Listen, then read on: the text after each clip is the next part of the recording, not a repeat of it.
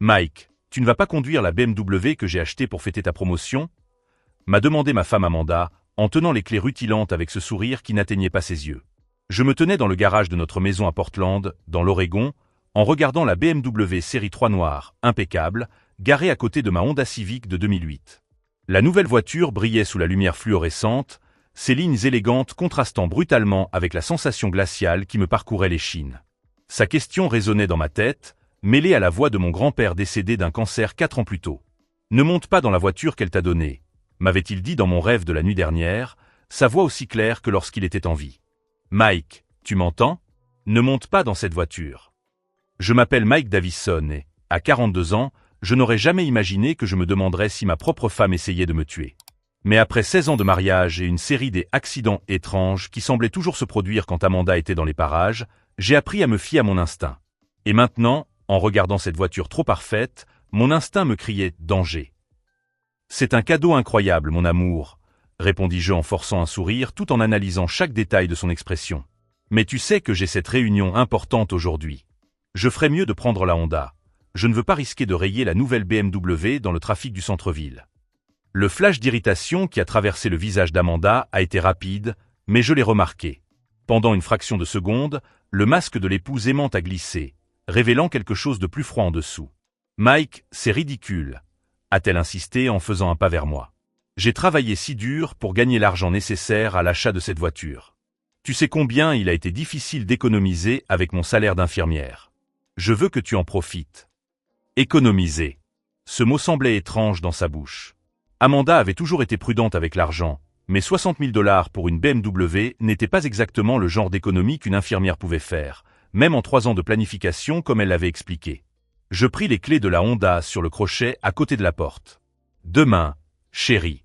Je te promets que je vais essayer la BMW demain, quand j'aurai plus de temps pour vraiment en profiter.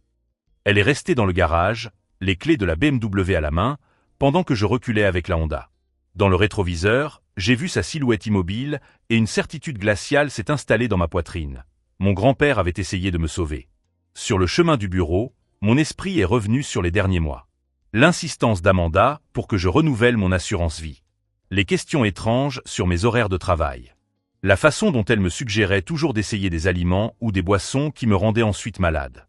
Et maintenant, une voiture. Une voiture beaucoup trop chère, apparue de nulle part, qu'elle insistait pour que je conduise aujourd'hui précisément. Je me suis garé devant le cabinet comptable où je travaille depuis 15 ans et je suis resté assis quelques minutes à réfléchir. Si mes craintes étaient fondées, si Amanda préparait vraiment quelque chose, j'avais besoin de preuves. Je devais m'y prendre intelligemment. J'ai pris mon téléphone et j'ai appelé mon meilleur ami, James, qui travaillait comme mécanicien dans l'atelier familial. James, j'ai besoin d'un service.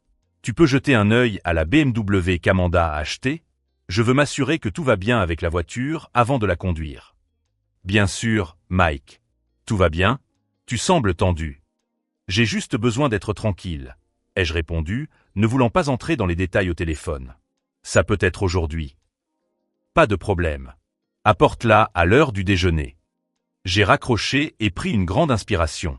C'était peut-être de la paranoïa. Peut-être qu'Amanda avait vraiment économisé et acheté cette voiture par amour. Mais la voix de mon grand-père résonnait encore dans ma tête, et 42 ans d'expérience m'avaient appris que lorsqu'une chose semble trop belle pour être vraie, c'est généralement pour une bonne raison. Si vous suivez cette histoire et que vous voulez savoir comment toute cette situation s'est déroulée, n'oubliez pas de vous abonner à la chaîne pour découvrir si mes craintes étaient fondées ou si j'étais simplement trop paranoïaque. Car lorsque je suis rentré à la maison ce soir-là et que j'ai vu Amanda ranger des papiers sur la table de la cuisine, des papiers qu'elle a rapidement cachés lorsqu'elle m'a vu, j'ai su que mon intuition était juste. Les papiers qu'Amanda a cachés ce soir-là n'étaient qu'un début. Quand elle est montée prendre sa douche, je suis descendu à la cuisine sous prétexte d'aller chercher un verre d'eau et j'ai trouvé une pile de documents rapidement jetés dans le tiroir à ustensiles. Des contrats d'assurance. Pas seulement mon assurance vie qui avait été renouvelée 6 mois auparavant, mais 3 autres assurances différentes, tout à mon nom, pour un montant total d'1 200 000 $. Amanda avait signé en tant que bénéficiaire sur chacune d'entre elles. Ma bouche s'est asséchée. Une infirmière diplômée à Portland gagne entre 70 000 et 90 000 $ par an. Comment avait-elle pu payer les primes de 4 polices d'assurance à mon insu? J'ai rapidement tout photographié avec mon téléphone portable avant de remettre les papiers à leur place. Quand Amanda est descendue, 20 minutes plus tard, je regardais la télévision sur le canapé comme si de rien n'était. Mike, tu ne veux pas dîner? J'ai préparé ce ragoût que tu adores, m'a-t-elle dit en séchant ses cheveux avec une serviette. L'odeur qui venait de la cuisine était familière et appétissante, mais mon estomac s'est noué.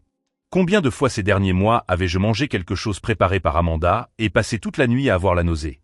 J'avais toujours attribué cela à l'âge ou au stress du travail. Je n'ai pas très faim, chérie. J'ai mangé un gros sandwich au déjeuner, mentis-je en esquissant un sourire. Peut-être plus tard.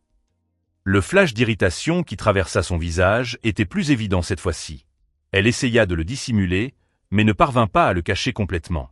Tu es tellement bizarre ces derniers temps, Mike. Tu ne manges pas correctement, tu ne veux pas conduire la nouvelle voiture. Tout va bien au travail? Le travail. Elle détournait toujours la conversation vers mon travail lorsqu'elle voulait changer de sujet. Comme s'il était impossible que le problème vienne de la maison. Tout va très bien. Je suis juste un peu fatigué, tu sais ce que c'est. Le lendemain matin, j'ai appelé James avant même qu'Amanda ne se réveille. Tu peux m'apporter la voiture ce matin? Je veux y jeter un œil avant que tu partes au travail, m'a-t-il dit, soupçonnant déjà qu'il y avait quelque chose de plus grave. Je serai là dans 1 heure. Amanda dormait encore quand j'ai quitté la maison à 6h30 du matin. J'ai laissé un mot dans la cuisine disant que j'étais parti tôt pour une réunion, en empruntant les clés de la BMW dans son sac à main.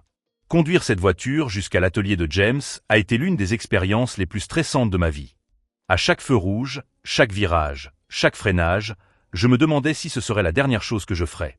Mes mains transpiraient sur le volant en cuir et mon cœur battait si fort que je pouvais entendre le sang pulser dans mes oreilles. James m'attendait dans l'atelier quand je suis arrivé, le pont élévateur déjà prêt. « Mike, tu as l'air terrible. Que se passe-t-il » Je lui ai tout raconté. Le rêve avec mon grand-père, les assurances vie, les soupçons sur Amanda, la façon dont elle avait insisté pour que je conduise la BMW hier précisément. James m'a écouté en silence, son expression devenant de plus en plus grave à chaque mot. « Allons jeter un œil à cette voiture », a-t-il dit en mettant le pont élévateur en marche. Ce que nous avons découvert au cours de la première heure d'inspection m'a glacé le sang. Le système de freinage avait été saboté. Pas de manière évidente ou grossière, mais avec une précision chirurgicale qui suggérait des connaissances techniques spécifiques. Les plaquettes de frein avaient été partiellement coupées de manière à fonctionner normalement à basse vitesse, mais à échouer complètement en cas de freinage d'urgence à grande vitesse. « Ce n'est pas un accident, Mike », a déclaré James en montrant les coupes précises dans la tuyauterie. Quelqu'un savait exactement ce qu'il faisait. Les modifications ont été apportées pour provoquer une défaillance après environ 50 km de conduite. 50 km. La distance exacte entre mon domicile et mon bureau, aller-retour, y compris l'importante réunion que j'avais prévue hier en centre-ville. Si j'avais conduit la BMW comme Amanda l'avait insisté, je serais mort à présent. Il y a plus, a poursuivi James en montrant le dessous de la voiture. Vous voyez cette tache d'huile ici? Elle est là exprès. Une fuite programmée dans le système de direction. Après 30 minutes de conduite à grande vitesse, vous auriez complètement perdu le contrôle de la direction. Ma vue s'est brouillée. Je me suis assis sur le banc de l'atelier, essayant de comprendre l'ampleur de ce qu'Amanda avait fait. James, elle a planifié ma mort dans les moindres détails. Connaissez-vous quelqu'un qui s'y connaît suffisamment en mécanique pour faire cela? Ou elle-même s'y connaît, a-t-il ajouté. Mike, Amanda a travaillé comme technicienne en urgence médicale avant de devenir infirmière. Tu te souviens? Ces gens-là apprennent les bases de la mécanique pour pouvoir intervenir en cas d'accident de la route. Et il y a autre chose. Il m'a montré une petite caméra discrètement installée derrière le rétroviseur. Celle-ci transmet en temps réel. Quelqu'un voulait assister à l'accident. Mon estomac s'est retourné. Amanda n'avait pas seulement prévu de me tuer, elle voulait voir ma mort en direct. J'ai immédiatement appelé la police depuis mon téléphone portable, mais James a posé sa main sur l'appareil. Mike, réfléchis bien. Tu as des preuves matérielles, mais après? Amanda est intelligente. Si tu la dénonces maintenant, elle inventera une histoire, dira que tu es paranoïaque, que la voiture a été vandalisée, que vous êtes des victimes. Tu as besoin de plus de preuves. Des preuves qu'elle ne pourra pas contester. Il avait raison.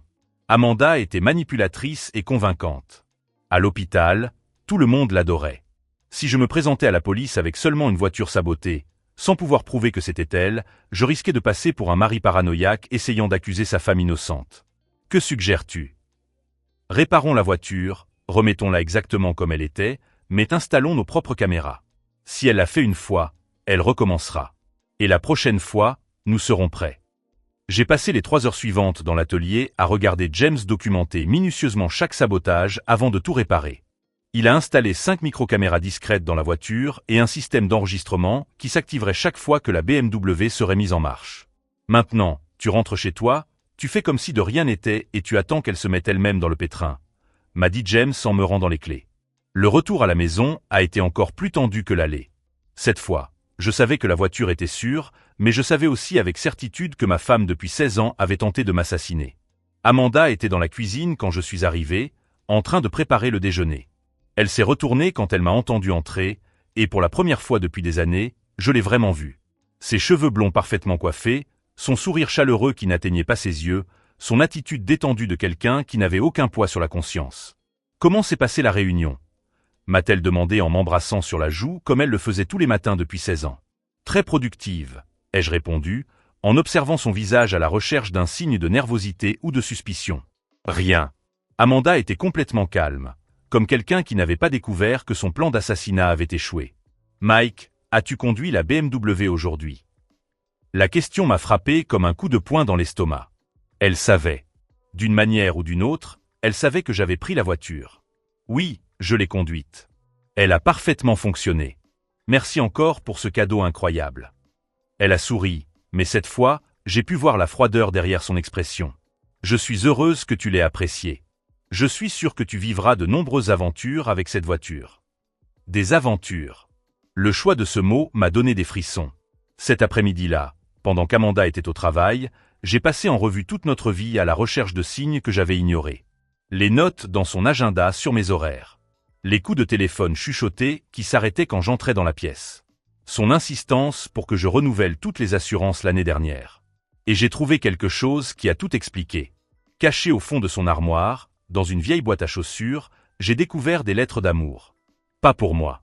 Le nom sur la correspondance était celui du docteur Richard Newman, chirurgien cardiovasculaire à l'hôpital général de Portland où Amanda travaillait. Les lettres dataient de 8 mois et détaillaient non seulement une liaison extra-conjugale, mais aussi des projets de vie commune dès qu'Amanda aurait réglé sa situation familiale.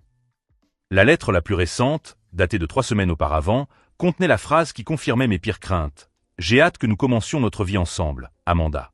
Le plan dont nous avons discuté est parfait. Quand tout sera terminé, nous pourrons enfin être ensemble sans nous cacher et avec suffisamment de ressources pour repartir à zéro où nous le souhaitons. » Suffisamment de ressources. 1 200 000 $ d'assurance vie. Amanda n'essayait pas seulement de me tuer. Elle planifiait une nouvelle vie luxueuse avec un autre homme, financée par l'argent de mon assurance vie. J'ai photographié toutes les lettres et les ai remises exactement là où je les avais trouvées.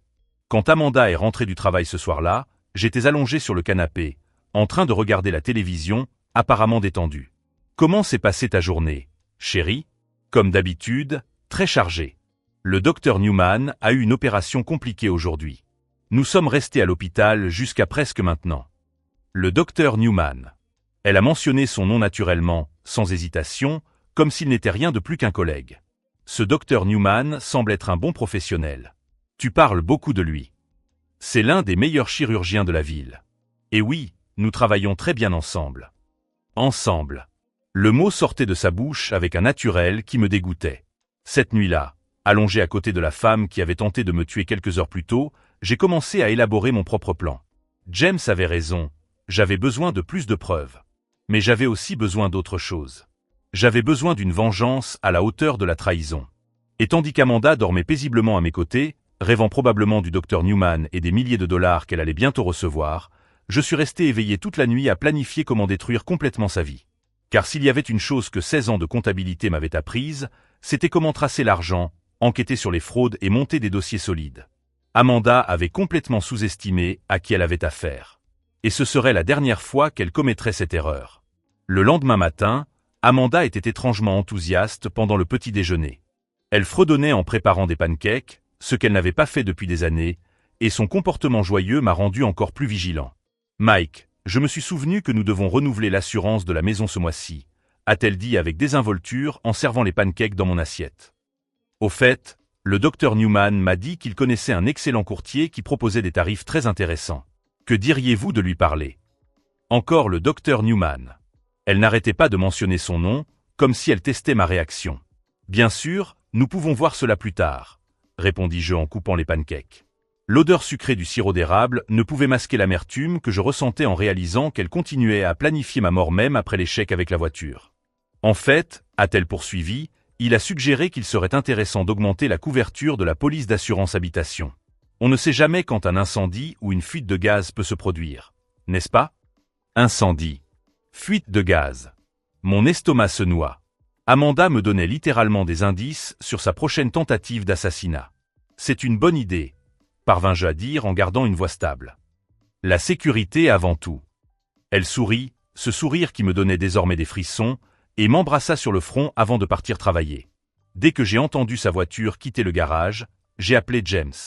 J'ai besoin que tu viennes ici tout de suite. Amanda prépare quelque chose de nouveau. Il est arrivé en 20 minutes, avec une boîte à outils. Mike, tu as l'air épuisé. Tu n'as pas dormi? Comment pourrais-je dormir en sachant que la femme qui partage mon lit veut me tuer? Nous avons passé les 3 heures suivantes à inspecter chaque centimètre carré de la maison. James a vérifié le système de gaz, les détecteurs de fumée, le câblage électrique, tandis que je cherchais des preuves qu'Amanda avait touché à quelque chose. C'est dans le sous-sol que nous avons trouvé. Caché derrière la chaudière, il y avait un petit dispositif que James a immédiatement identifié. Mike, c'est un allume-feu à retardement. Militaire. Ce n'est pas quelque chose que l'on achète au magasin du coin. Le dispositif était relié à une conduite de gaz qui avait été subtilement modifiée.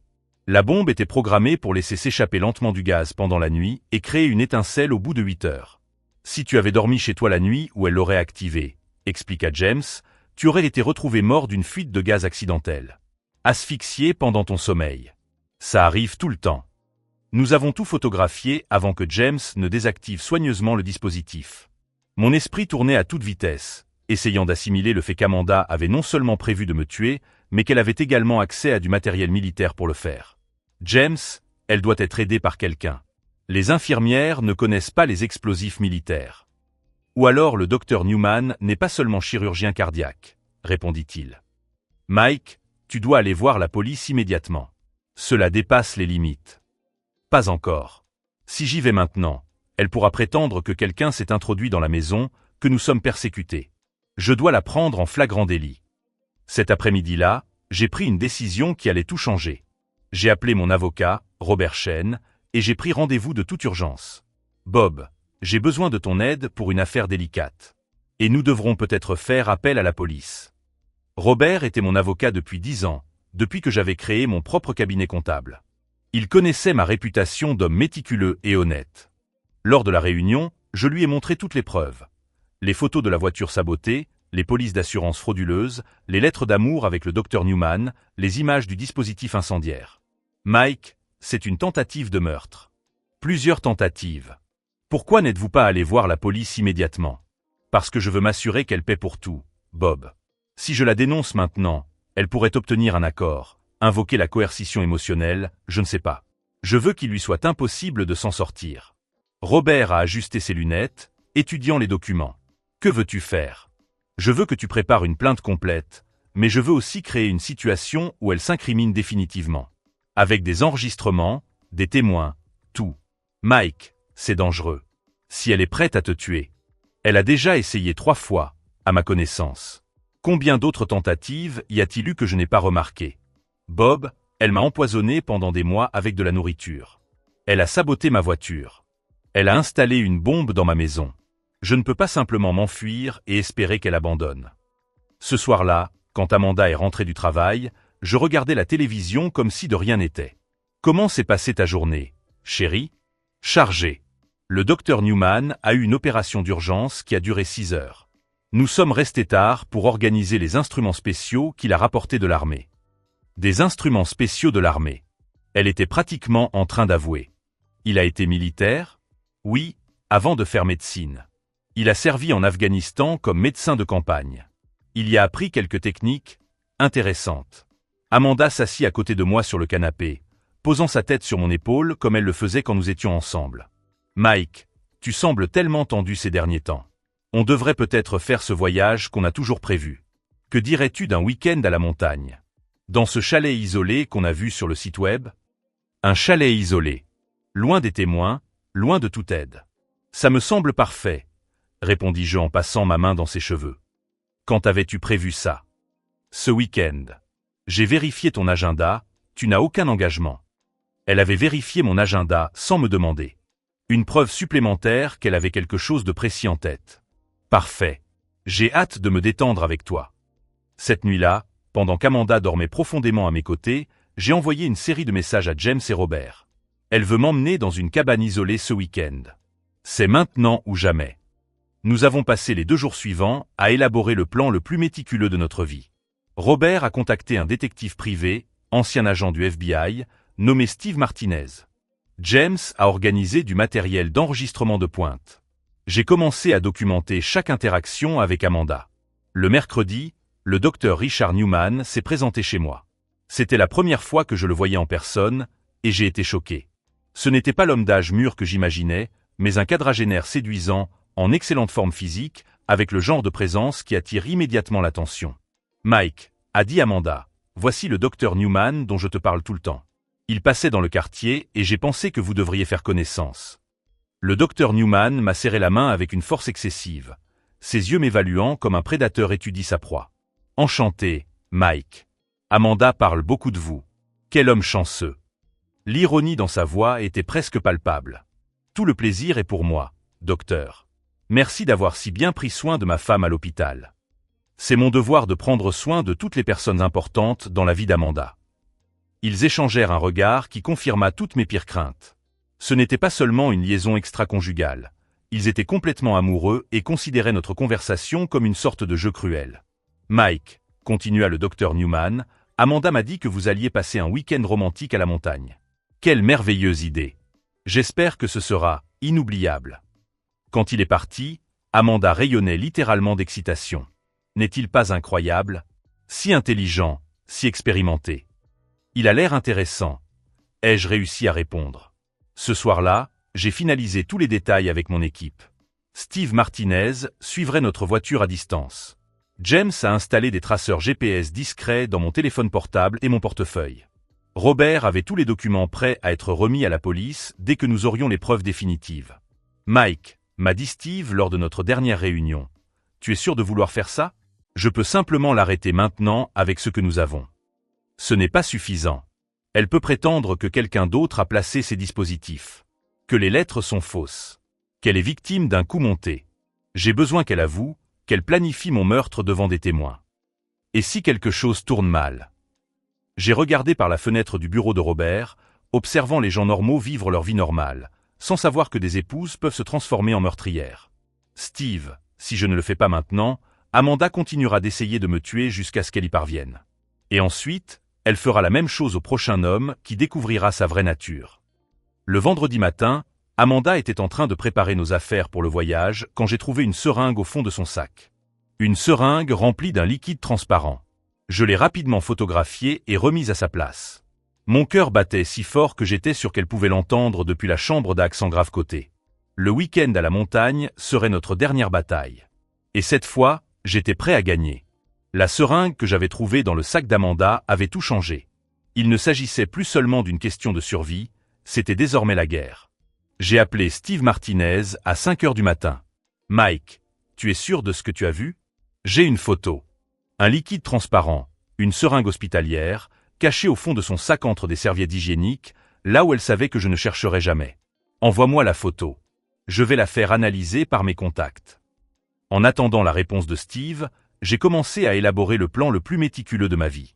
Amanda avait planifié ma mort dans les moindres détails, et j'allais faire de même avec sa chute. Première phase, documentation complète.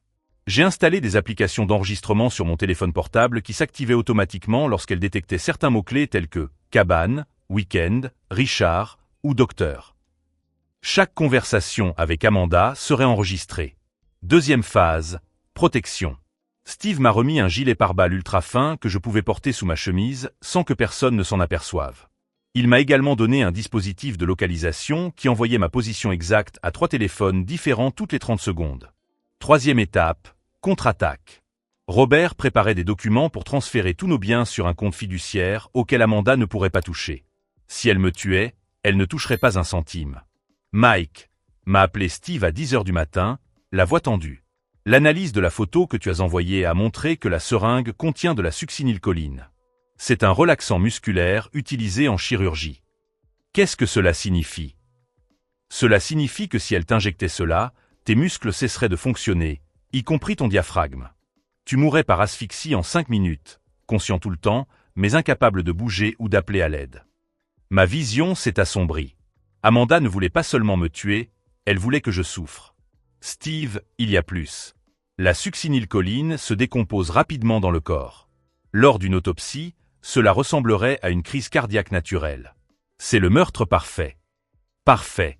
Elle avait étudié chaque détail. Cet après-midi-là, quand Amanda est rentrée du travail, elle était rayonnante. Mike, chérie, j'ai tout confirmé pour notre escapade romantique. Le chalet est à 2 heures d'ici, complètement isolé, rien que nous deux. Ce sera parfait pour se détendre. J'ai hâte. Ai-je répondu en observant ses yeux briller lorsqu'elle a mentionné l'isolement. Tu sembles enthousiaste. Oui. J'ai besoin de passer du temps seul avec toi. Ces derniers temps, j'ai l'impression que nous sommes distants. Distants. Comme si c'était ma faute si je n'étais pas mort lors de mes précédentes tentatives. Amanda, je peux te poser une question? Tu as toujours voulu être infirmière? Elle marqua une pause, épluchant des pommes de terre pour le dîner. Pourquoi cette question? Simple curiosité. Tu es si doué avec les médicaments, les procédures médicales. Je me demande parfois si tu n'aurais pas dû être médecin. Un sourire étrange traversa son visage. La médecine m'a toujours fasciné, en particulier la pharmacologie. C'est incroyable comme des substances aussi petites peuvent avoir des effets aussi spectaculaires sur le corps humain. Elle était pratiquement en train de se confesser. Le docteur Newman doit vous en apprendre beaucoup à ce sujet. Richard est un excellent professeur. Il m'a montré des choses que je n'aurais jamais cru possibles. Richard. Elle utilisa son prénom naturellement, sans s'en rendre compte. Ce soir-là, je finalisais les derniers détails du plan avec mon équipe. James installerait une caméra microscopique dans la cabane vendredi après-midi, avant notre arrivée. Steve serait posté à 500 mètres de distance avec un équipement de vision nocturne. Robert avait un mandat prêt à être exécuté au moment opportun. Mike, m'a averti Steve. Tu es sûr de vouloir faire ça? Je peux l'arrêter dès maintenant avec ce que nous avons. Ce n'est pas suffisant. Amanda est convaincante, manipulatrice. Elle peut prétendre que quelqu'un a placé les preuves, qu'elle est victime d'un coup monté, qu'elle souffre d'un trouble psychologique. J'ai besoin qu'elle avoue tout, qu'elle explique chaque détail, devant des témoins. Et si quelque chose tourne mal? Steve, elle a déjà essayé de me tuer 4 fois, à ma connaissance. Combien d'autres tentatives y a-t-il eu sans que je m'en aperçoive? Si je ne l'arrête pas maintenant, elle continuera jusqu'à ce qu'elle réussisse. Et ensuite, elle fera la même chose avec le prochain homme qui découvrira sa vraie nature. Jeudi, j'ai découvert quelque chose qui m'a presque fait abandonner mon plan. Je repassais des vêtements pour le voyage quand j'ai trouvé, dans la poche d'un des chemisiers d'Amanda, un reçu de pharmacie. Ce n'était pas une pharmacie ordinaire, mais une pharmacie spécialisée dans les médicaments vétérinaires. Le reçu datait de 3 semaines et répertoriait plusieurs produits, dont de l'eutanol, une substance utilisée pour euthanasier les animaux. Amanda était en train de constituer un arsenal chimique. J'ai appelé James, la voix tremblante. Elle a de l'eutanol, James. Assez pour tuer 5 personnes. Mike, ça change tout. Tu ne peux pas aller dans cette cabane. C'est du suicide. Non, James. C'est notre seule chance d'arrêter ça définitivement. Ce soir-là, Amanda a préparé un dîner spécial. Du vin rouge, des bougies, de la musique douce. Elle célébrait déjà. Trinquons, a-t-elle dit en levant son verre, à notre week-end parfait. À notre week-end parfait, ai-je répété en faisant semblant de boire. Pendant qu'elle souriait, m'imaginant mort dans 24 heures, je passais mentalement en revue chaque élément de mon plan. Les enregistrements, les caméras, l'équipe de secours, les documents juridiques. Si vous suivez cette histoire et que vous voulez découvrir comment j'ai réussi à renverser la situation face à une tueuse professionnelle, abonnez-vous à la chaîne, car vous n'en croirez pas vos yeux quand vous verrez ce qui s'est passé dans cette cabane. Car le vendredi matin, alors qu'Amanda chantait joyeusement en emballant la seringue, l'eutanol et d'autres fournitures pour notre escapade romantique, elle ne savait pas que chacun de ses gestes était filmé par 5 caméras différentes. Et qu'au lieu d'être mon dernier week-end, ce serait le sien. Le voyage vers la montagne a commencé à 14 heures. Amanda a conduit, insistant pour que je me détende et profite du paysage. Pendant le trajet, elle était plus bavarde qu'elle ne l'avait été depuis des mois, racontant des anecdotes sur l'hôpital, riant, me caressant affectueusement la jambe. « Mike, tu sais que je t'aime, n'est-ce pas ? » « Bien sûr que je le sais. Parfois, j'ai l'impression de ne pas te le montrer suffisamment. Mais ce week-end va tout changer. » Tout changer. Elle avait raison à ce sujet. Lorsque nous sommes arrivés au chalet, un endroit isolé entouré d'une forêt dense, Amanda a immédiatement commencé à inspecter chaque pièce. « C'est parfait, » murmura-t-elle, plus pour elle-même que pour moi. Complètement isolé. À ce moment-là, en regardant ma femme depuis 16 ans inspecter notre lieu de vacances comme un tueur choisit le lieu de son crime, je pris ma décision finale. Amanda avait franchi une ligne de non-retour. Et maintenant, c'était à mon tour de franchir la mienne. La première heure dans le chalet s'écoula dans une fausse tranquillité. Amanda déballait nos affaires, tandis que je faisais semblant d'admirer la vue sur la forêt à travers la fenêtre. Chacun de ses gestes était calculé, chacun de ses sourires un mensonge répété. « Mike, chéri, que dirais-tu d'un verre de vin pour célébrer notre escapade romantique ?» dit-elle en sortant une bouteille de vin rouge du sac isotherme. « Bien sûr, mon amour, » ai-je répondu, sachant que James avait installé 5 micro-caméras dans la cabane. Chaque mot, chaque geste était enregistré. Amanda a servi 2 verres, mais j'ai remarqué qu'elle faisait seulement semblant de boire le sien. Le mien, bien sûr, était empoisonné. « Trinquons à notre avenir ensemble », a-t-elle dit en levant son verre avec ce sourire qui me donnait désormais la nausée. Je fis semblant de boire, mouillant seulement mes lèvres, tandis que j'observais Amanda se détendre visiblement. Elle croyait que son plan fonctionnait à merveille. 15 minutes plus tard, je commençais à jouer la comédie. « Amanda, je me sens bizarre », murmurai-je en posant ma tête entre mes mains. « J'ai la tête qui tourne, je me sens un peu nauséeux. » Ses yeux brillèrent d'une excitation malsaine. « Pauvre chérie, ça doit être le vin. Tu as toujours été sensible à l'alcool. Pourquoi ne pas t'allonger un moment ?» Elle m'aida à rejoindre la chambre, ses mains effleurant mon corps avec une intimité qui me semblait désormais répugnante. Lorsque je m'allongeai sur le lit, faisant semblant d'être à demi conscient, Amanda quitta la pièce. À travers la porte entr'ouverte, je la vis prendre la seringue dans son sac. C'était maintenant ou jamais. « Amanda !» l'appelai-je d'une voix plus forte qu'elle ne s'y attendait. Elle revint rapidement, cachant la seringue derrière son dos. « Oui, chérie, tu sais, j'ai fait un rêve intéressant la veille de mon anniversaire, » dis-je en m'asseyant sur le lit, complètement alerte. Mon grand-père est apparu et m'a dit de ne pas monter dans la voiture que tu m'as offerte. Le sang se retira de son visage. « Mike, tu délires à cause du vin. »« Non, Amanda. Je suis parfaitement sobre. » Je me suis levé lentement, sortant le petit magnétophone de ma poche. Tout comme je l'étais quand j'ai fait semblant de boire le vin empoisonné. Tout comme je l'étais quand j'ai découvert que la BMW avait été sabotée. Tout comme je l'étais quand j'ai trouvé tes lettres d'amour au docteur Richard Newman. Amanda a reculé, la seringue désormais visible dans sa main. « Mike, je peux t'expliquer. Tu peux m'expliquer les 4 polices d'assurance vie que tu as souscrites à mon nom? Tu peux m'expliquer la succinylcholine dans cette seringue? Ou le dispositif incendiaire que tu as installé dans notre cave? » Chaque mot frappa Amanda comme un coup de poing. Son masque d'épouse aimante tomba enfin complètement, révélant la meurtrière froide qui se cachait dessous. « Comment l'as-tu découvert ?» demanda-t-elle, la voix désormais dure et calculatrice. « Mon grand-père m'a prévenu. Et quand j'ai commencé à enquêter, j'ai trouvé suffisamment de preuves pour t'envoyer en prison à perpétuité. » Amanda regarda désespérément autour d'elle, cherchant une issue. « Personne ne te croira, Mike. Je suis une infirmière respectée. Tu n'es qu'un comptable paranoïaque qui a pété les plombs.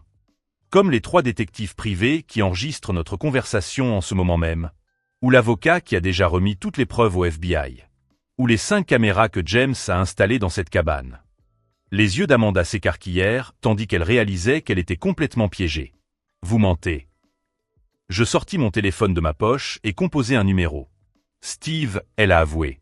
Vous pouvez entrer. » En quelques secondes, la porte de la cabane s'ouvrit et Steve Martinez entra, suivi de 2 agents fédéraux. « Amanda Sutton, » annonça Steve, « vous êtes en état d'arrestation pour tentative de meurtre, fraude à l'assurance et complot. » Amanda tenait toujours la seringue, son dernier vestige de pouvoir. « Vous ne comprenez pas, » cria-t-elle. « Il m'a forcé à le faire. Mike est violent, il m'a menacé. »« Amanda, » l'interrompis-je calmement, « nous avons des enregistrements de vos conversations avec le docteur Newman planifiant mon meurtre. Nous avons des preuves du sabotage de la voiture, du dispositif incendiaire, des poisons que vous avez collectionnés. Et nous avons vos aveux complets des 10 dernières minutes. » C'est alors qu'elle s'est complètement effondrée. Richard m'avait promis une vie meilleure, a-t-elle crié, tandis que les agents s'approchaient. Tu es médiocre, Mike. Tu l'as toujours été. Un comptable sans ambition qui me maintenait prisonnière d'une vie insignifiante. Alors pourquoi ne m'as-tu pas simplement quitté? Pourquoi avoir essayé de m'assassiner? Parce que tu ne valais rien vivant, mais mort, tu valais 1 200 000 $. La confession complète. Steve sourit en faisant signe à la caméra cachée. Merci d'avoir clarifié cela, Madame Sutton.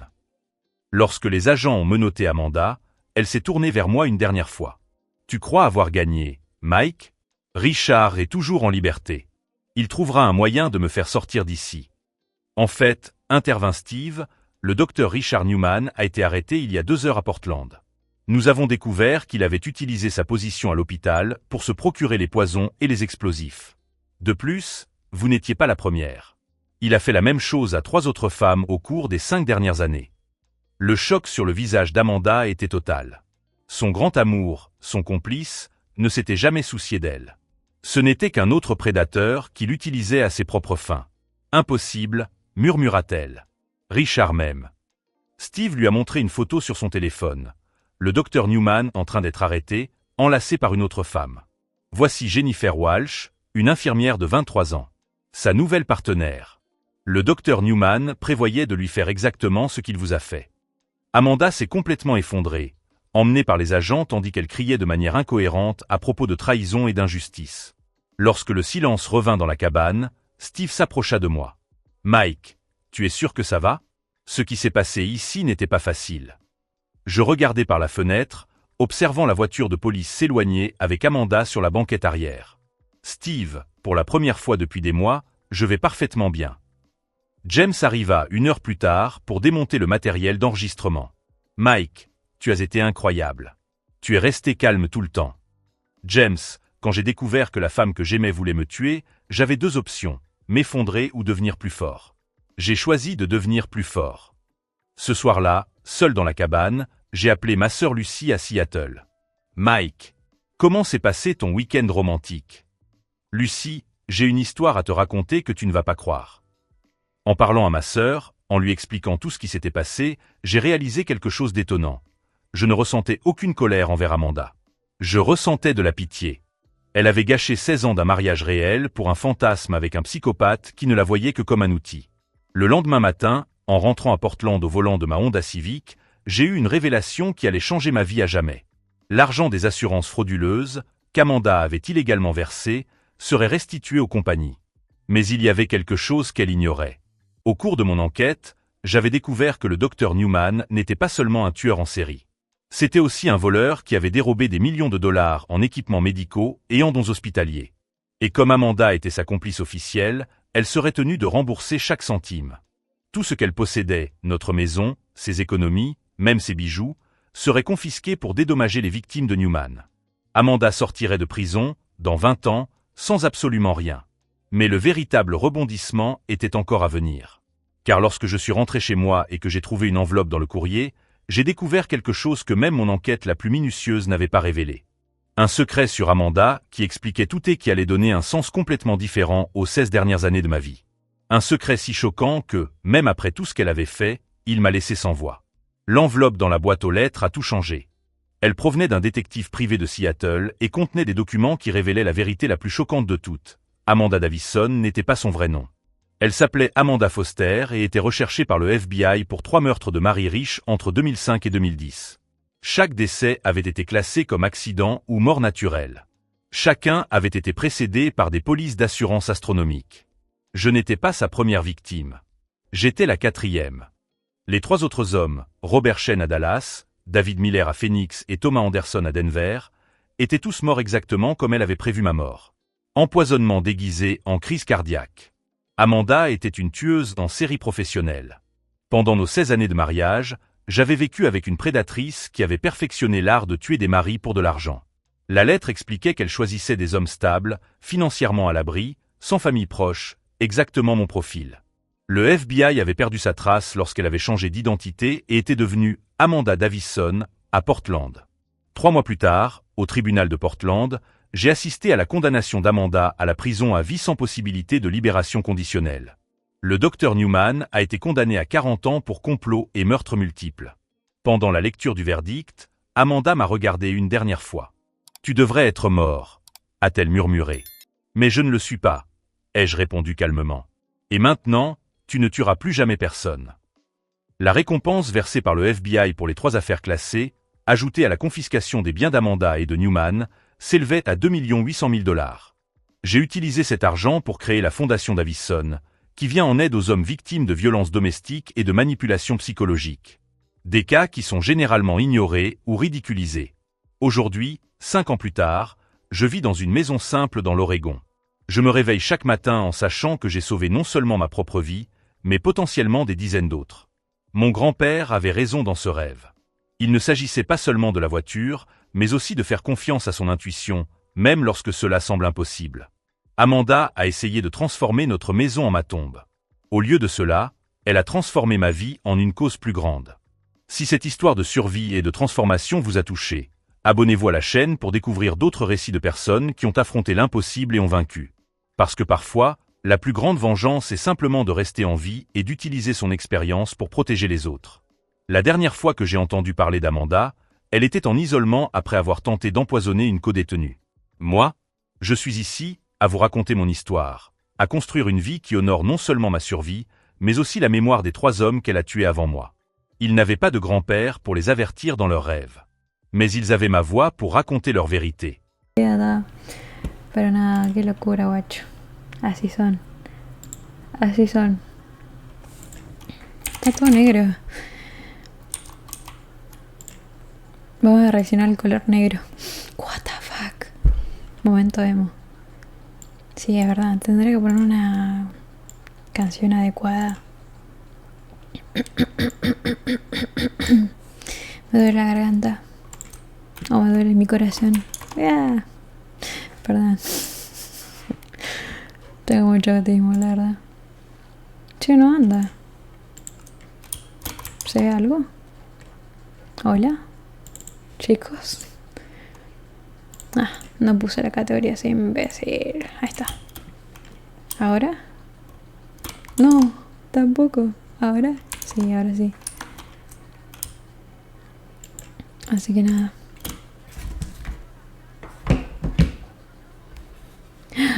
¿En serio? ¿Harías eso por mí? Gracias, guacho. No tuve la oportunidad, boludo, es que... O sea, nunca postearon uno. Igual sabes que está bugueado, ¿no? Tipo... O sea, tenés que... cambiarlo cuando ya está en partida. Pero bueno, antes se avisa, tipo, decirles es Flower Power. Y así nadie entra a jugarlo. Re mala leche.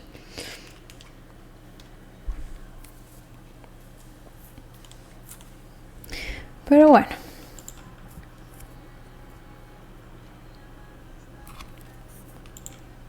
Hola, parece.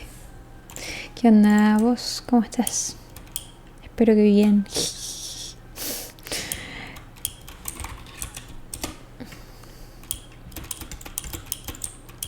¿Se escucha la música? Yo voy a hablar despacito igual por eso. ¡Ay! Porque si no me cagan a palo. Pincho. No me abre. ¿Por qué? Tienes que cagar a piña en la compu. ¿Por qué? Porque ponía aplauso.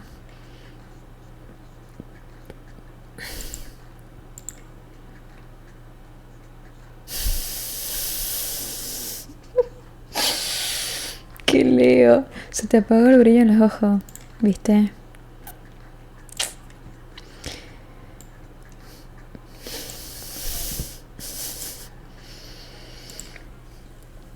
Qué imbécil, boludo.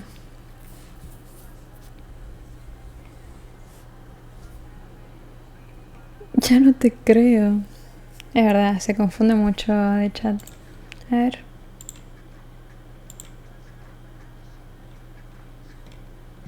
Bueno, vamos a hablar, chicos. ¿Por qué está la categoría? A ver.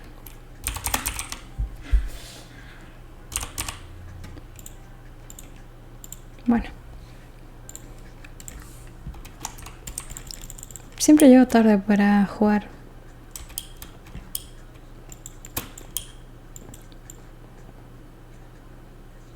Me salía que estaba en Joke Chatting. Por eso. ¿Categoría favorita?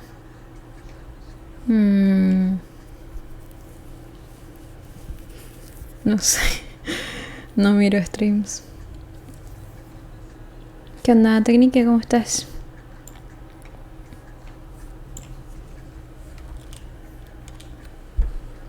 No entendió.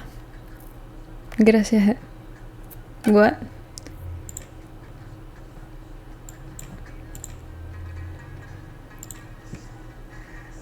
Voy a escuchar. Bachata. Hola, Joey. Ya no sos más mi hijito, Joey. Quiero que lo sepas de mi boca primero. Lea. Por eso me pegó mucho el Lea. Tipo, ves que lo que oscuro a mí. Ay, no sé. N-A-Z-I. No te. Joey.